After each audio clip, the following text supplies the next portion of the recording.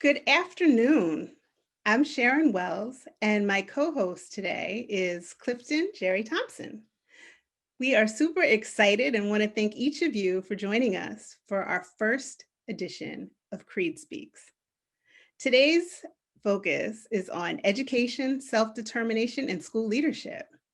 And we're pleased to have the talented Marcos Aguilar, who is the Executive Director of Semillas, Sociedad Civil in Los Angeles, California, and the fabulous Genique Hamilton, Principal of University High School in Newark, as our esteemed guests. Our guests are going to explore with us how school leaders link the relationship between education, self-determination, and equity, and what this relationship looks like in the context of their specific schools. It also examines the dynamics between charter and district spheres, and if equity for all students in all schools can be realized in these dynamics. I want to welcome our wonderful school leaders, and we're going to jump right in to the questions. And we're going to start with the school leader that comes the furthest away, even though we are all right here together, but all the way from California. We have Lacanci Aguilar. And the question is, in the 21st century, what do you think are the purposes of education? Well, I think that thank you very much, first of all, to Creed Strategies and to both of you for the invitation. And it's a great honor for us to be able to participate. Typically, we begin our presentations in honor of the indigenous peoples of the lands in which we are, with the land recognition. I guess on a virtual platform, that's a little bit difficult to do because we're touching earth on both Newark and here in LA. But in recognition of the Tongva and Tatavia nation, of who this land originally called Tovangar is, I want to recognize that land that we're living on today as a part of their environment and their territories, and that we as relatives are honored to be able to share this space with them. Education should include those types of good manners on a global level, you know, what some people call diplomacy. Unfortunately, diplomacy is often used as an arm of war. And so we have to wonder as human beings in the state of affairs that we're facing now and looking forward into the future as indigenous peoples, keeping in mind the lessons of the last several thousand years and the last several hundred years. There's a great deal of confusion about the purpose of education in the 21st century. Is it the government's tool to assimilate us, as it's been for well over 200 years, to make us disappear?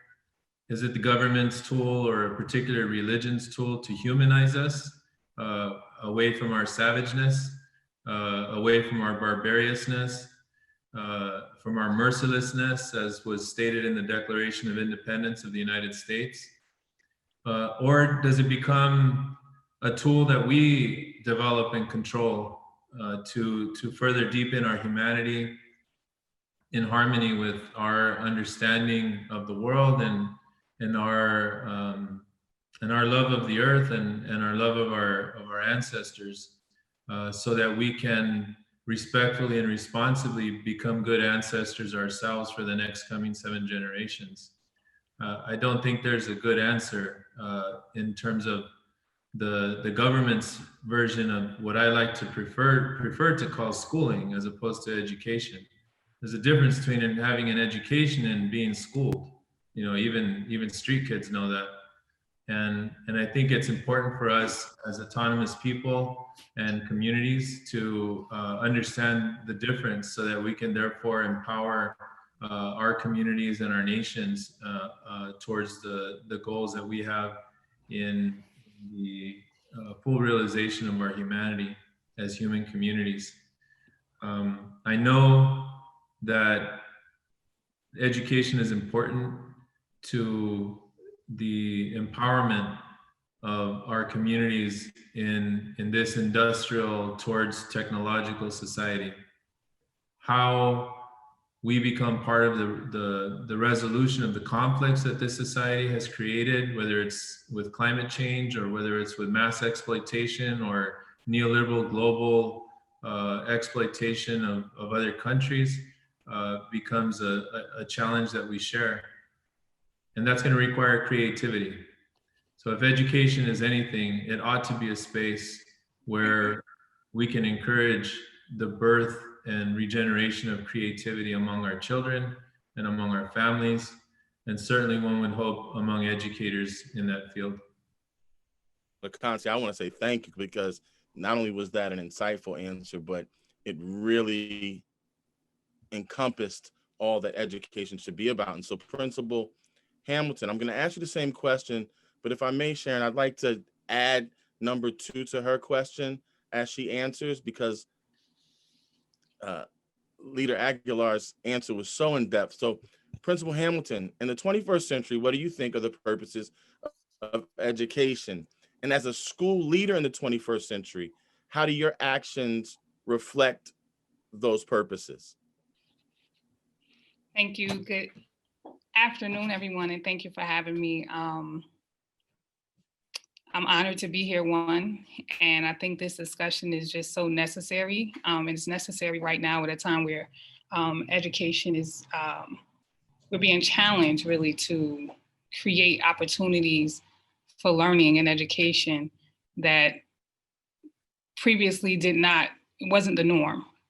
And so for me, education, the purpose of education, I agree wholeheartedly with Mr. Markles. And I think a huge, sometimes missing piece of education and the purpose is really to affirm who our scholars are, to affirm who our babies are. I think we have to start with really just affirming who they are, making them comfortable in who they are, giving them helping them to see that we believe and that they should believe in who they are, and they don't have to separate who they are in order to be educated.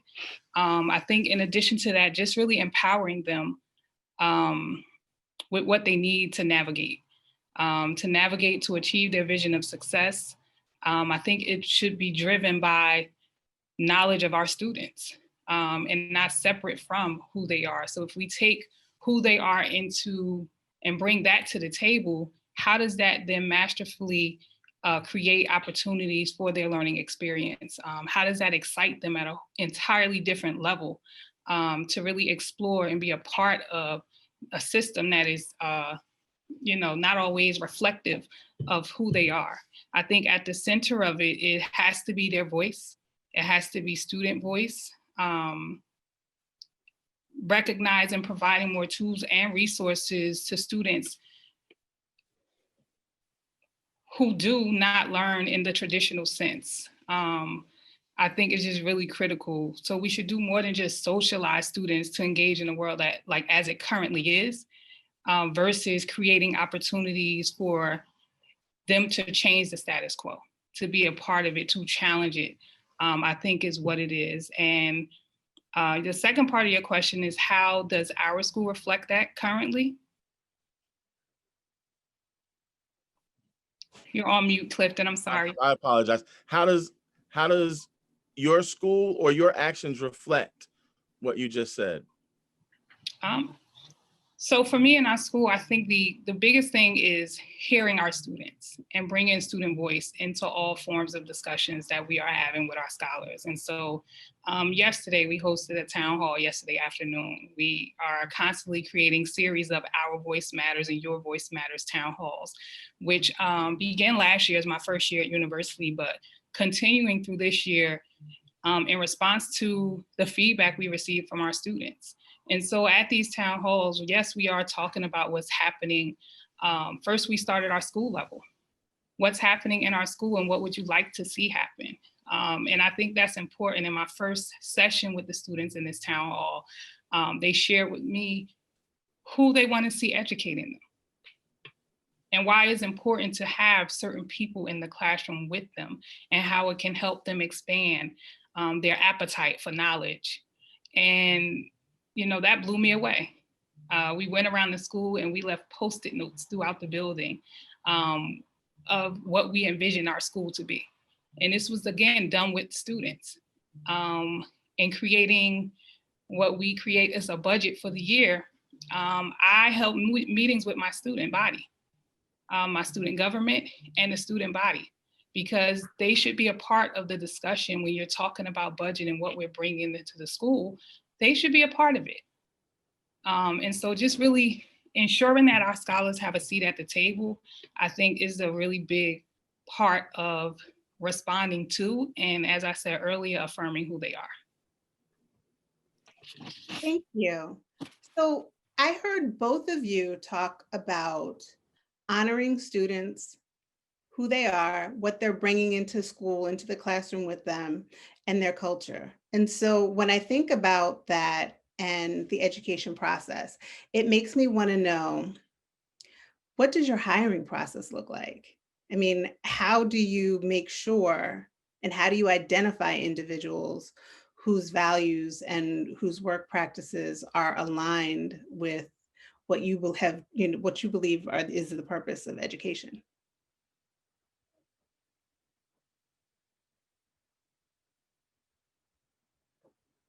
Should I respond? Absolutely, sure. Our school's name is Anahuacalmecac International University Preparatory of North America. And we added that whole long title at the end of the school name as a sort of transliteral translation to Anahuacalmecac. Calmecac, that part of the name of our school, is an ancestral schooling institution that existed prior to the arrival of the Spaniards throughout Mesoamerica. The Calmecac means that we tie our houses together, that we create a bond between our homes in order to teach our children. And Anahuac is, in our language in Nahuatl, is a name for the continent of North America. So International University Preparatory of North America is a loose translation of Anahuacalmecac. Now, ancestrally, our teachers were called Temashtiani. And we still, to this day in our communities, we call our teachers Temashtiani in Nahuatl, in our mother tongue. But being a Temashtiani involves so much more than being a teacher in the United States. And so thinking about what kind of teachers step into the space that we are creating, that is one of regeneration and what we're now calling the resurgence of indigenous peoples, is a high order, a high bar to meet. But Temashtiani is I guess would be more akin to a monk perhaps in some cultures, whose entire life is dedicated to this practice, whose entire life is dedicated to the mission of education, of self-fulfillment, of community service, of rendition for the betterment of the community. And that's not the concept of teacher or teaching in the United States. Sure, teachers are selfless, and in many ways they pull out of their own pocket, and we contribute to society in important ways. And certainly there are teachers throughout the United States that have file cabinets and file cabinets and file cabinets full of amazing lessons that they pull out every year. And we have excited new teachers that come into the field. But we know that in California, there's a massive teacher shortage, according to the state. We know that in particular in Los Angeles Unified School District, which teaches about 600,000 students, the superintendent at the peak of the Black Lives Matter movement over the summer decided to announce that there were too few Black teachers teaching in Los Angeles Unified. And so therefore there would be a great initiative to hire more Black teachers to teach in LA Unified School District.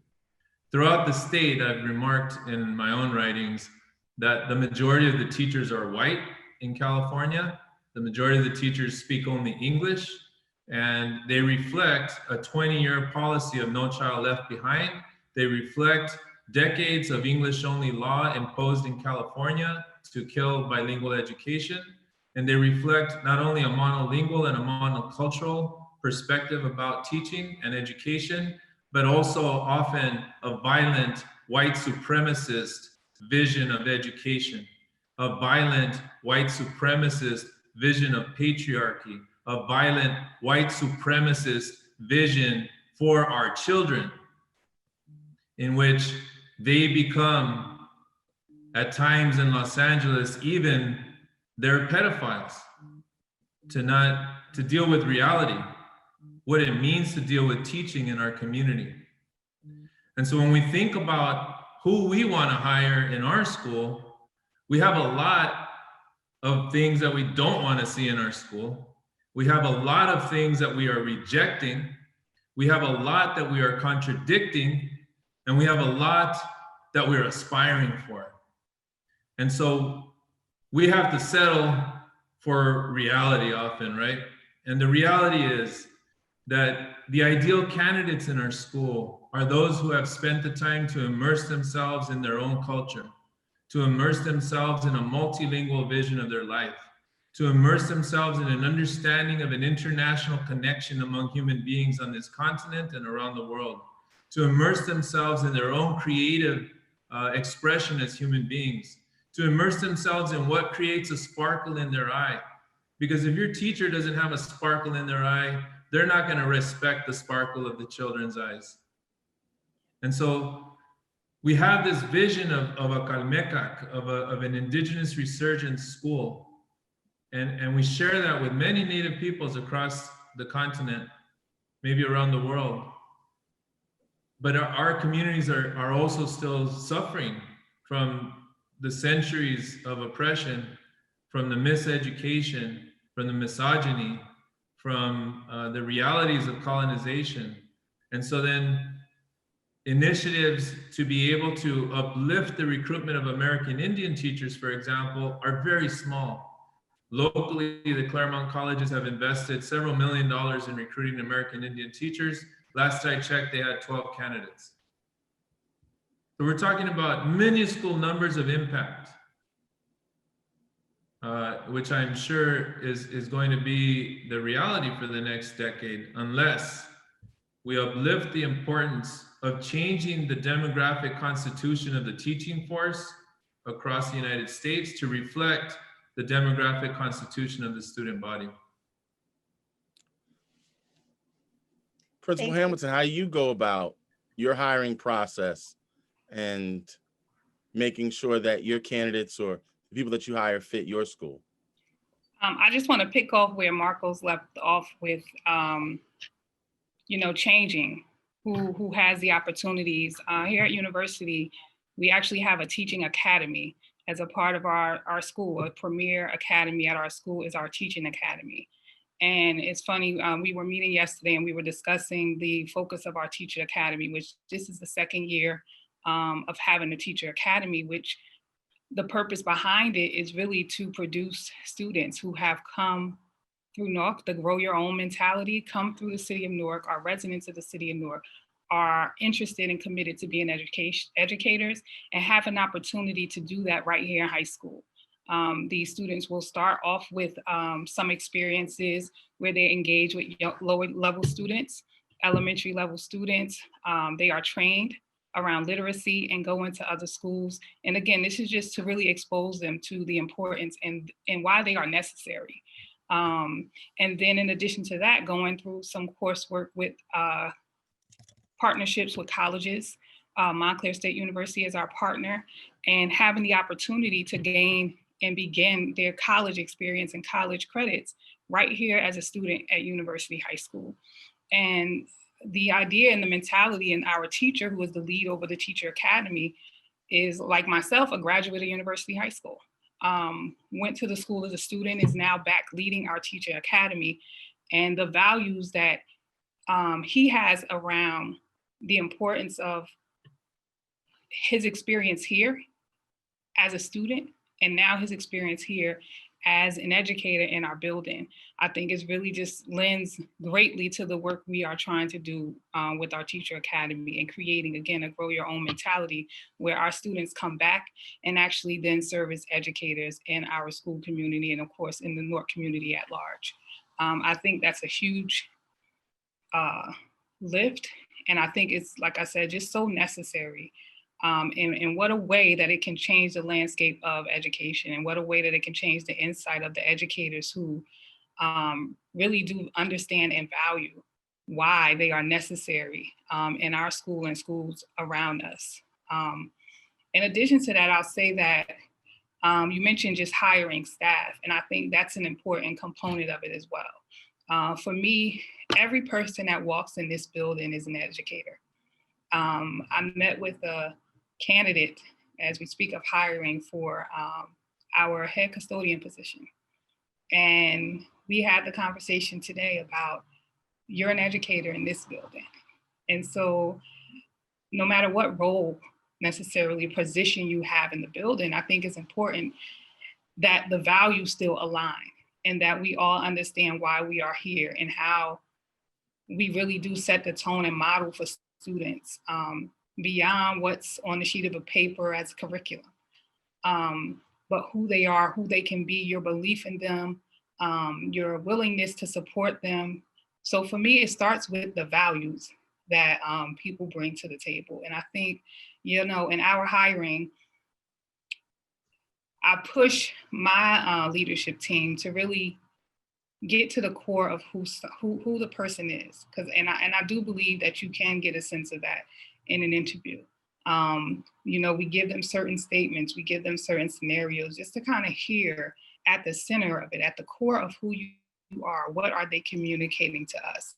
And you have some candidates who really just speak about experiences, or what's a great way is when they begin to ask questions, when you open the floor for questions and you hear what they ask. And those who ask about, well, how many students are in the class? Or, how do you get into the building? Or how's the area around here? And, those are clearly red flags, right? And then you get others who bring into the conversation ways that they can enhance the experiences of our students, right? And those are the things that get us excited, because those speak to the reality of your belief in who our students are.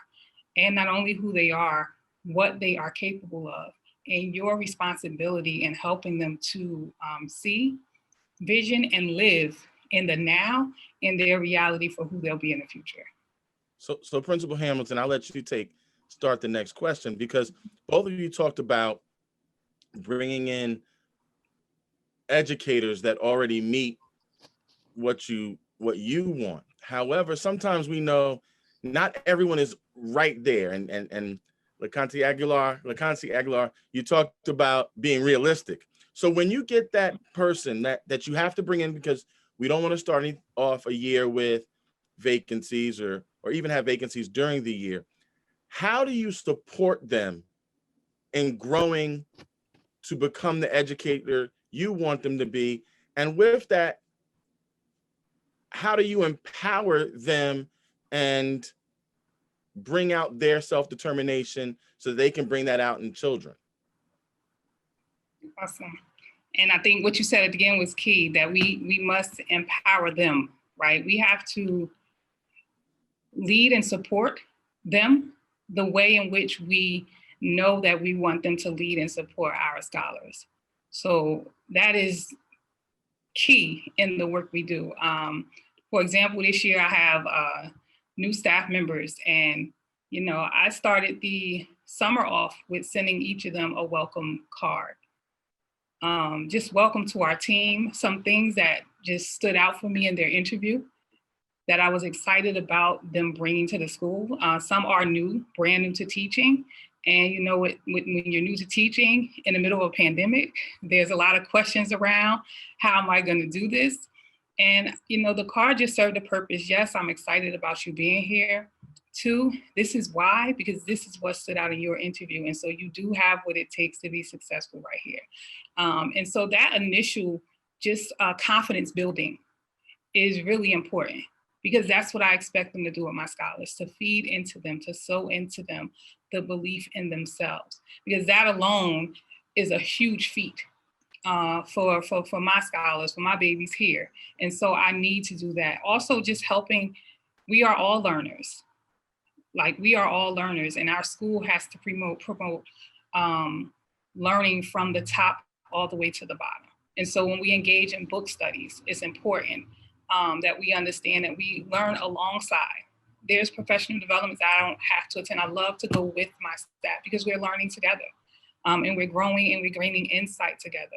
I think that's a really important part of supporting them. And as busy as school leaders as we are, making time for our staff, you know, my one-to-ones with them, just to really hear from them, to hear what they need from me as a leader, to hear what they need from the school, and to then, of course, be responsive to it, I think are just, you know, really key components of helping to develop and support them as far as the skill level of teaching.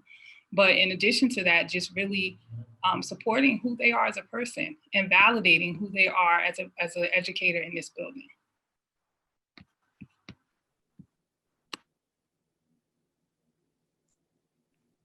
Well, I think in our experience, all of the above applied, as my compañera said, but I think that there's also a unique experience that we have as a small school, and as a school whose founders are a part of the daily culture and culture building of the school itself, and the community sense that we have of what we mean by culture.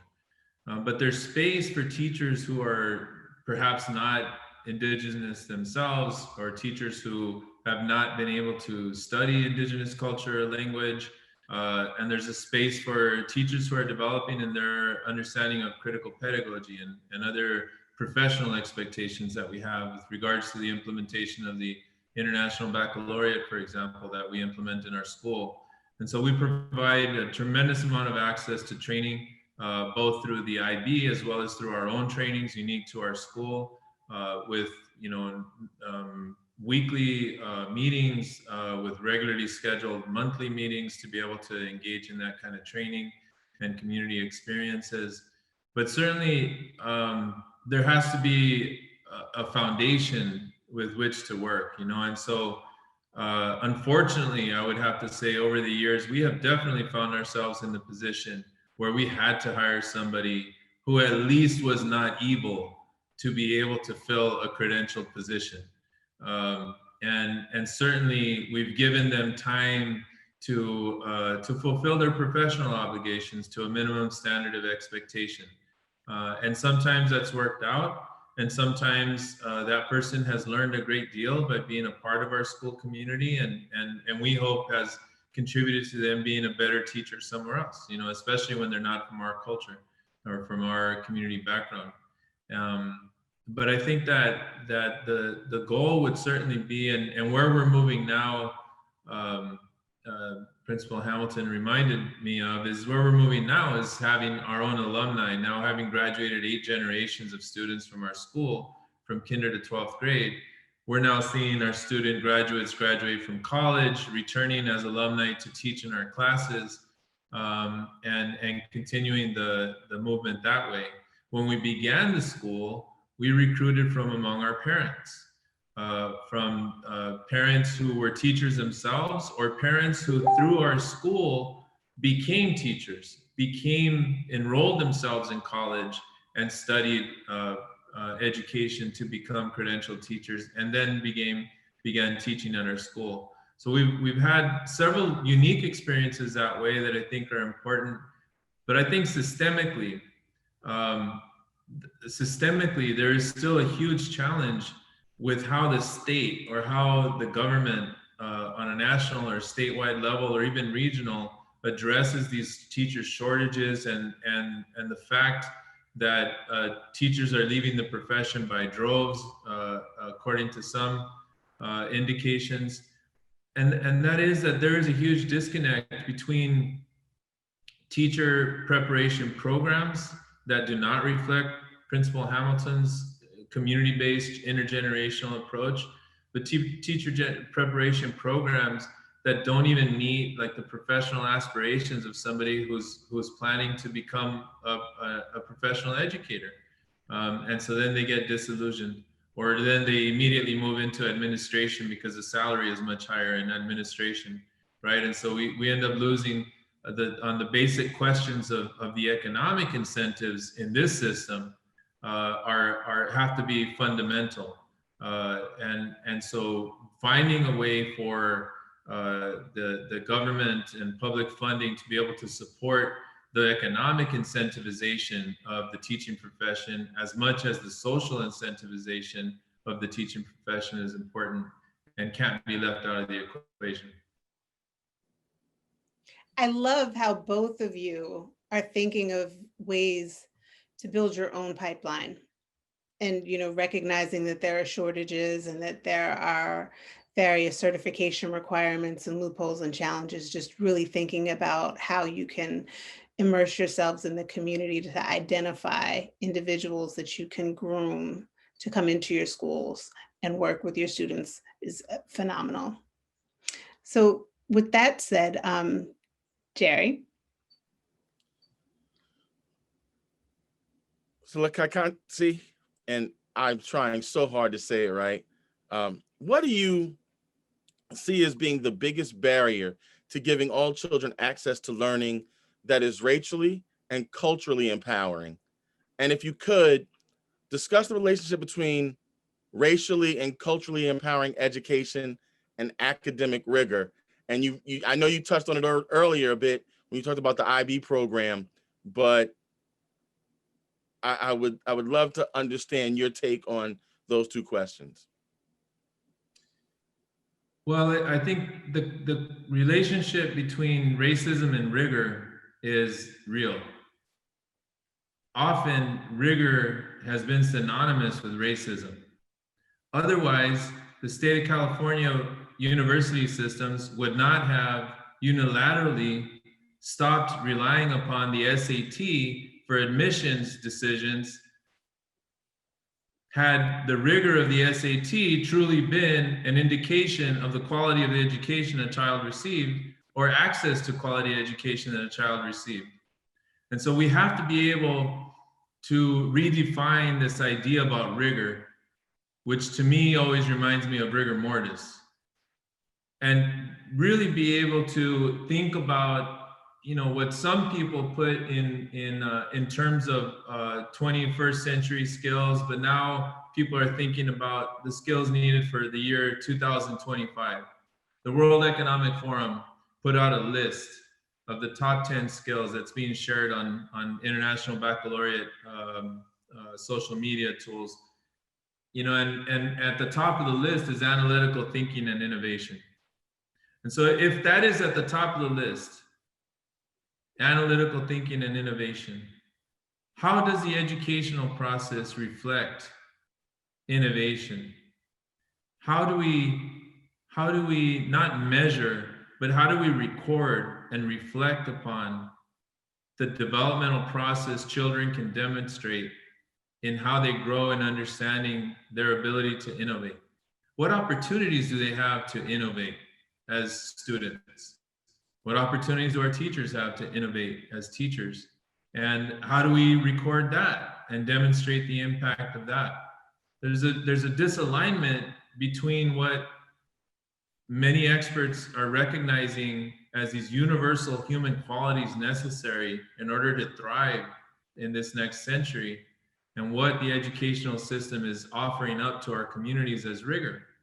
Unfortunately, in our community, I'm speaking of Latin American, indigenous, and non-indigenous Spanish-speaking families, and maybe this is so for other immigrant communities as well.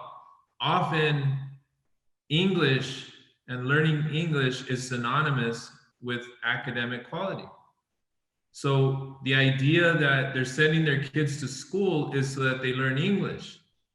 And if they're learning English, then they know that they are receiving an academically rigorous program. The problem is that there's a loss of the maternal language, that it is a subtractive process for the most part across the United States. And so instead of generating multilingual capacity, multilingual modality, multilingual innovation, in order to resolve these perplexing conflicts that we're facing as a world, we're reducing quality in the name of rigor. And so I think that racism and white supremacy is often defined by rigor, whether it's the classics or whether it's the language or whether it's the testing or whether it's the type of intelligences that are preferenced or whether it's the type of social pecking order that's reinforced in school systems.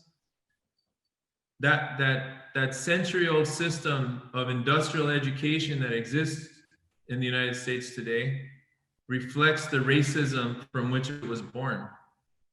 And so in order for us to have a more innovative model, a more innovative design about education, it must come from an anti-racist perspective, from an anti-racist experience, from an anti-racist pedagogical, andragogical, hudagogical depth of knowledge.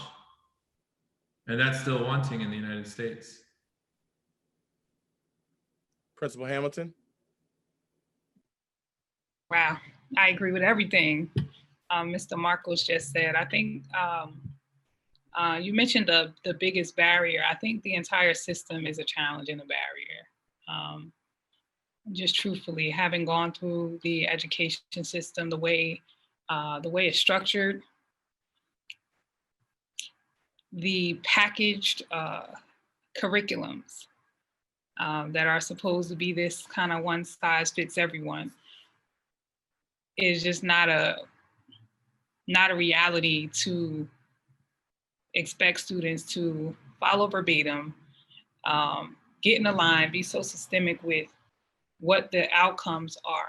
When we just said we need to affirm who our students are.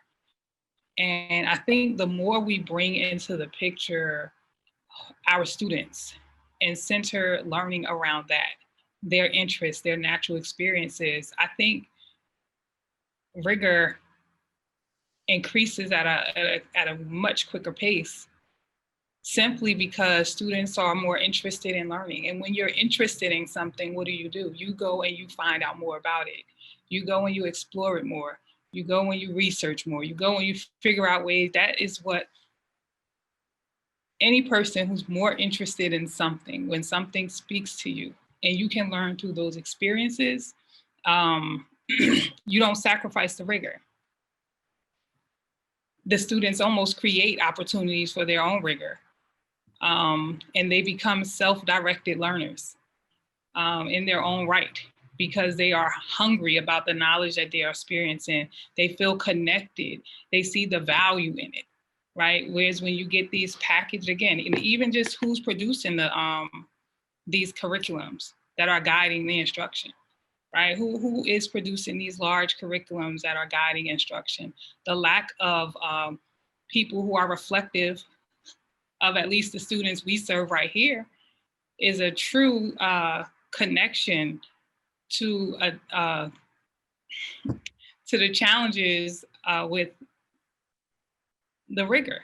It won't maximize itself until we allow it to be reflective of who our students are in different capacities, and allow, again, a natural exploration of what it is, and not this textbook timeline, when you're supposed to do this, how you're supposed to do this, and you almost kill the creativity, the innovation that Marcos was talking about. You take away and you slowly deplete all of those great factors that, like you said, is now the things that organizations and companies are looking for.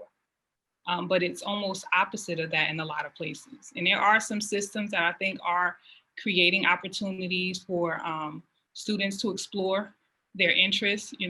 Here in our city, we do have more programs going up in our high schools that are really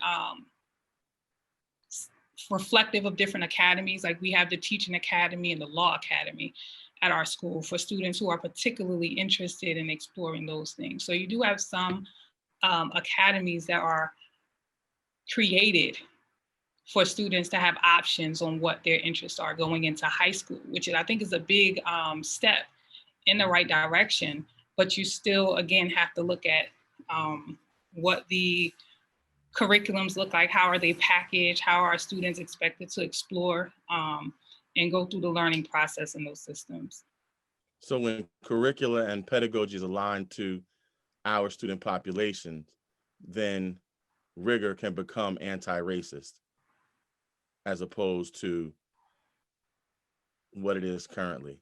I think your two answers were so in depth and demonstrated an understanding of what we need to do for our children that we hope to see more educators and leaders come through that understand the same. Ms. Wells?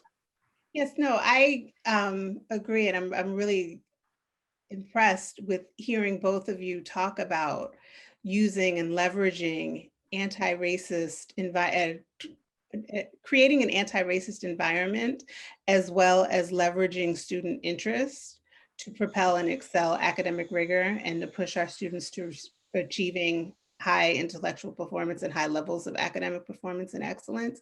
And so with that, I'm wondering, are these levels of high levels of achievement possible outside of just specialized schools? Meaning, do we only have to have specialized schools, independent charters, and or private schools, or can this be something that's universally designed? And if so, how would that happen and what would that look like?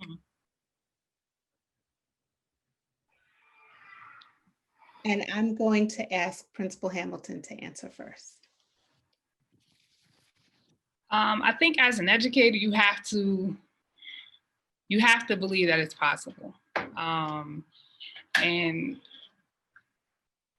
although it may be challenging, and I think it will be done at great odds, I think you have to believe that it's possible. I think it'll take an entire look at education.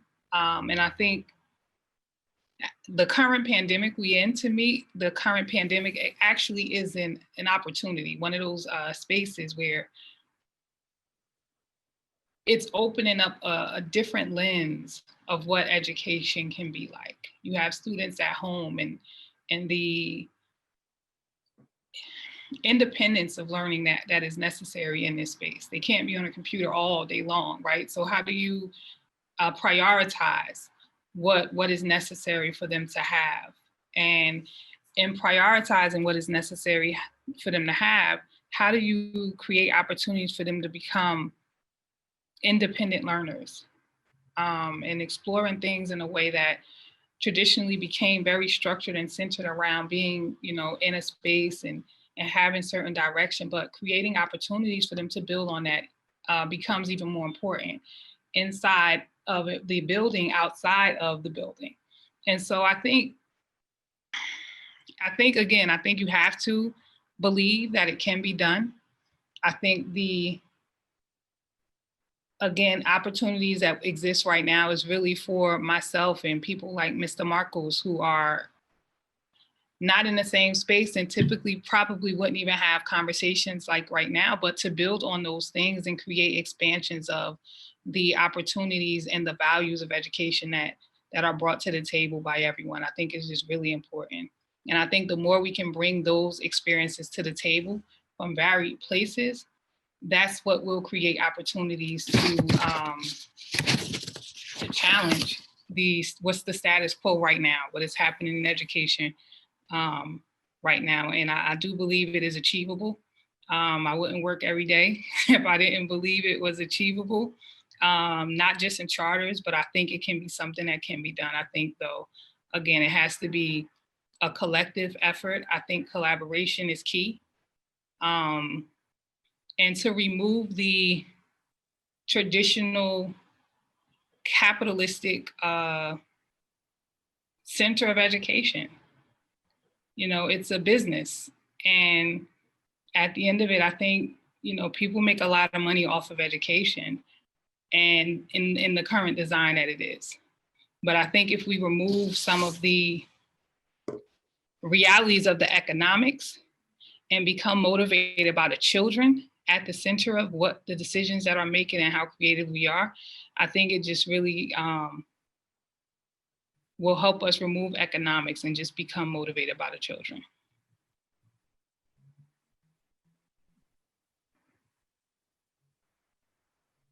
And Mr. Aguilar, the same question to you.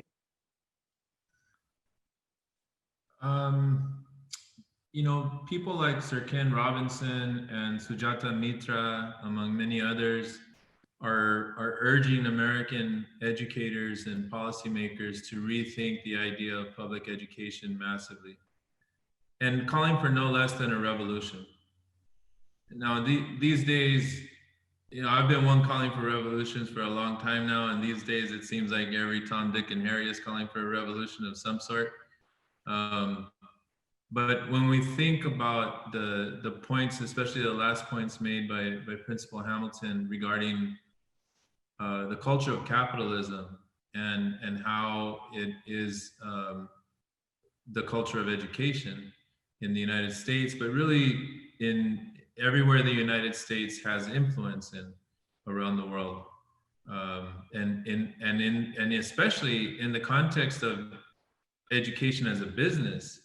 Not only is it a $100 billion business in the United States, towards the point she was raising earlier about who creates, you know, it's funny to talk about privatizing education and point to charter schools when every single thing in the United States about education is privatized, from the textbooks to the supplemental materials to the pencils to the building contracts for construction to, you know, every single thing is privatized except for perhaps 2 or 3 unions in each district. And even then, we know that retirement benefits are then privatized again through the state teacher retirement systems of retirement investments, and that begin going into a capitalist portfolio of investment of teacher retirement benefits. So the cycle is non-ending. And the United States is keen, or interest in the United States is keen to export that privatization of education to countries whose educational systems are not privatized, like Mexico. The goal of many in the United States is to privatize Mexican state education with the likes of Pearson and other types of high stakes testing curricula, to the chagrin of, you know, hundreds of thousands of teachers in Mexico who have no problem going on strike with 1 day's notice and shutting down the school system for months. And this is important because then our children in Mexico and across Latin America come to the United States and have to deal with an entirely different beast of education here. And this isn't something that happens rurally in Ohio that no one pays attention to. This is something that's happening, that Senate hearings are being held.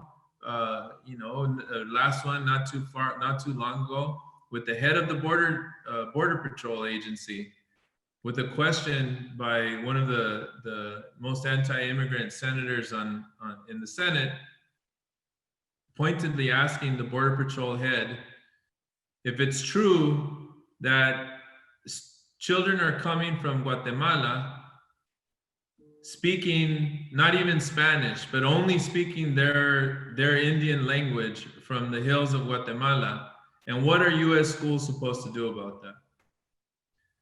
You know, all of these contradictions that are faced by education are only contradictions because of its rigor mortis. Only contradictions because of its lack of ability to innovate and to lack of ability to globalize in a humanistic way, and its lack of ability to be able to generate visionary ways to close those gaps. You know, Sujata Mitra created years ago a system where grandmothers could teach inner city kids in India, in New Delhi, how to learn via computers. And they call that the self-organized learning environments, right? And so this idea about social distance education that we're being forced into right now because of COVID is something that has been exercised and practiced elsewhere around the world without the resources that the United States can invest in. You know, the CARES Act has invested billions of dollars into education, even though we're all broke, even though we still don't have enough money. Like, we had to buy brand new computers. We didn't have money for brand new computers or tablets. And so all of that is a reality. But the shift and the revolution is not the technology. The revolution is not going to be in the mode of transmission of education, but really in the purpose of education, and really in ultimately the social consequence of education. That's the revolution that has to take place. And that's a cultural and economic revolution that has to happen hand in hand with an education one. Thank you. It is now coming to the end, and I want to say, Kansi, Aguilar, Principal Hamilton, I hope you take this opportunity to stay in touch with each other, because the community of focused leaders in education on, as Principal Hamilton says, on the real achievement of our babies is important. And so on behalf of Dr. Wells, the founder and president of CREED, we would like to thank you two for joining with us and sharing your insights. We would like to thank those that are watching for not feeling it to be a stress to share your time with us and listen to these wonderful educators. We'd also like to thank the Newark Public Library for being a part of this evening. On behalf again of Dr. Wells, Sharon Wells, thank you.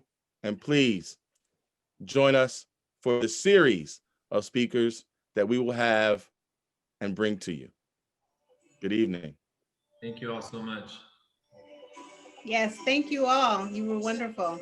Thank you very much.